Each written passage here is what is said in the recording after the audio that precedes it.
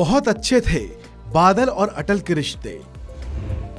एक फोन पर रैली करने पहुंच गए थे अटल।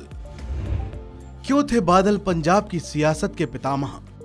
पंजाब के पूर्व मुख्यमंत्री प्रकाश सिंह बादल का 95 साल की उम्र में निधन हो गया।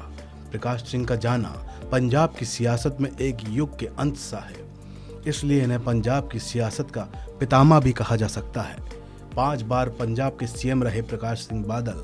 देश की राजनीति में उनकी अलग ही जगह थी, कोई जगह वो नहीं ले पाया। आज़ादी की सुबह और इमरजेंसी का अंधेरा दोनों प्रकाश सिंह बादल ने अपनी आंखों से देखा था। उनके कद का अंदाजा इसी से लगाया जा सकता है कि पीएम मोदी खुद उन्हें श्रद्धांजलि देने पहुंचे थे। 2019 में अपने नामांकन से पहले मोदी ने उनके पैर छूकर उनका आशीर्वाद लिया था।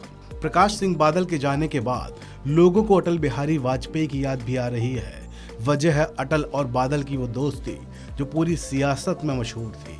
दोनों के बीच गहरी दोस्ती थी। अटल के पीएम बनने में बादल की अहम भूमिका थी। उनकी वजह से ही शिरोमणि अकाली दल के सांसदों ने उन्हें सपोर्ट दिया था।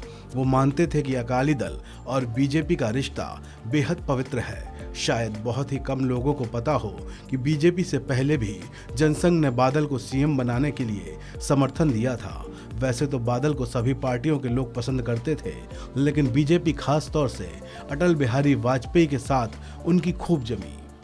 ऐसा ही एक किस्सा 2004 के लोकसभा चुनाव का है। दरअसल पंजाब की सियासत में श्रोमणी अकाली दल और बीजेपी उस वक्त गठबंधन में थे। चुनाव का दौर था।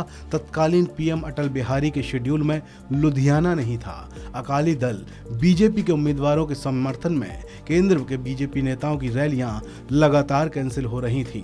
आखिरी वक्त पर शत्रुघ्न सिन्हा का दौरा भी कैंसिल हो गया था।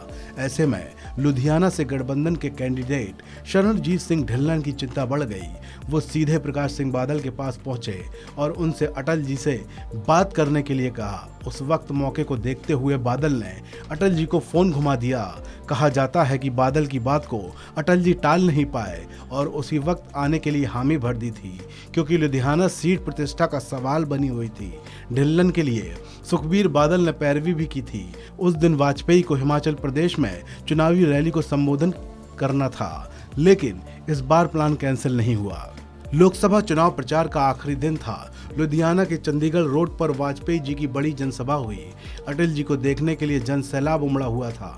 उस वक्त थोड़ी ही दूर पर लालू की रैली भी होनी थी। वो नहीं आए तो बिहार और यूपी से ताल्लुक रखने वाले लोग भी अटल जी को सुनने पहुंच गए।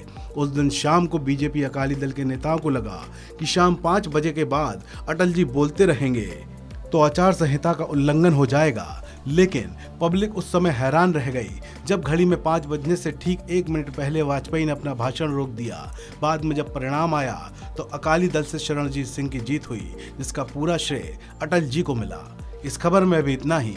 आप बने रहिए वन इंडिया के साथ।